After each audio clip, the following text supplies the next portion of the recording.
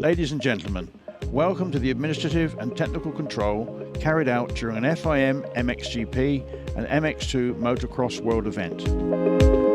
Everything starts when a rider wants to enter one of the two classes, MXGP or MX2, but it also applies to those riders who want to enter WMX and the EMX classes combined with every MXGP and every MX2 event.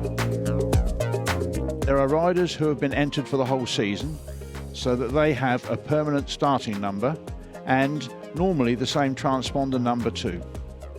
When these riders come to the administrative control, their team manager or mechanic can collect the technical form they need to go through technical control.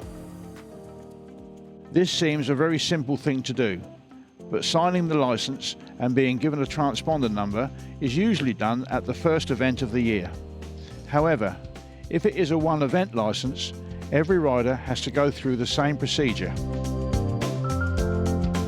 Once the identity of the rider has been checked, his license is printed and signed both on the hard copy of the license and electronically. Then a technical form is issued where all the information of the rider is printed: name, class, motorbike brand, starting number, etc. With the technical form, the rider or mechanic proceeds to the different checks carried out at the technical control. A rider may present up to 2 bikes for technical control. On the form we can find where to write down all the information about the first and second bike. We check the weight of the bike and the different levers, clutch and front brake, round tip levers. Return of the throttle, return of the foot pegs, start numbers and logos, MXGP, MX2, FIM. Chain protection, sprocket wheel, frame serial number, switch off engine device, transponder bracket, etc. Once these parts have been successfully passed, a seal or wash resistant sticker is applied to the frame. All the data is written down on the technical form for further checks. If the rider presents a second bike, we go through it in the same way, but we must pay particular attention to the transponder bracket on the second bike. The rider also has to bring to technical control his chest and back protection and helmet. The chest and back protection must not be altered in any way and must bear the manufacturer's label. So any protection without a label or somehow altered must be refused. The material will be retained by the technical control staff until the end of the event. A receipt describing the contents retained will be given to the rider in question. Also, the rider's helmet has to be checked. It must not show any alterations or signs of a crash. On the label, it must clearly show the ECE 2205, SNEL or JIS homologation. If we think the helmet does not comply with these requirements, we will keep the helmet until the end of the event.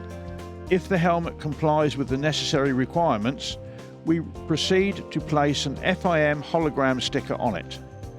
We must bear in mind that the sponsors are very important for the riders and teams, so please make sure that the sticker is not applied to any of the sponsors' logos displayed on the helmet.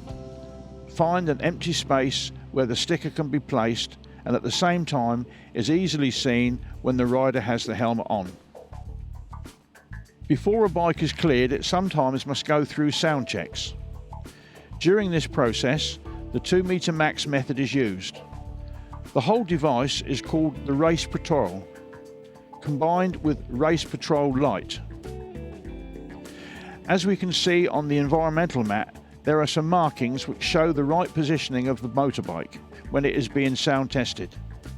The microphone is 2 meters away, 45 degrees from the axis of the rear wheel and 135 centimeters high. The bike is tested 3 times in neutral gear.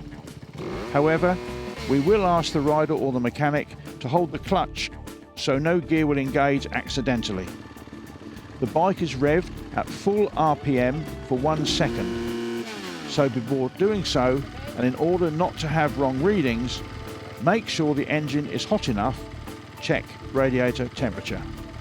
The air pressure and altitude are also taken into account, as well as the type of engine, 2T and 4T. The medium reading is written down on the exhaust pipe end together with the bike's starting number. However, the 3 readings will be noted down on the rider's technical form. If the bike fails the sound test, it simply has to be returned to the paddock for work on the silencer to comply with the sound limit of 114 dBA. After the races, 3 or more bikes are chosen randomly for sound check. The sound check is carried out in the same way, but this time at a different spot, normally somewhere where the riders can be easily stopped.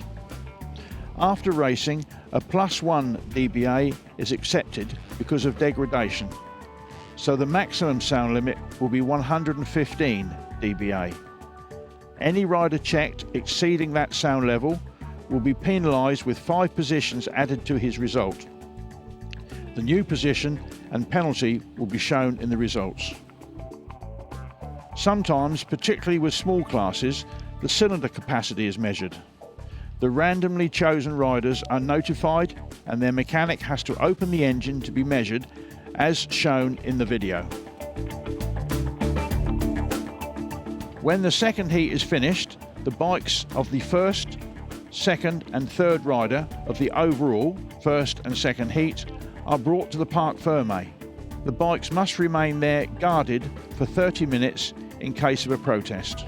Nobody can touch the bikes. They will be checked by the technical staff for conformity. Once the 30-minute time has expired, the bikes can be released.